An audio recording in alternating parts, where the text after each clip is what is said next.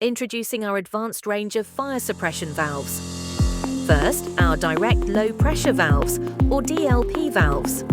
Built for fast response and simple operation, these valves are ideal for clean agent and CO2-based suppression systems. Our direct low pressure valve, or DLP valve, plays a critical role in modern fire suppression systems.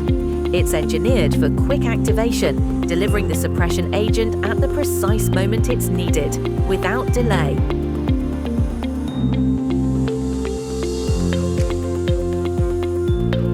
Next, we have our indirect low-pressure valves, or ILP valves.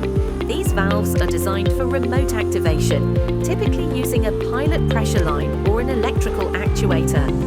This indirect triggering method allows ILP valves to be seamlessly integrated into multi-cylinder systems or setups requiring extended discharge times.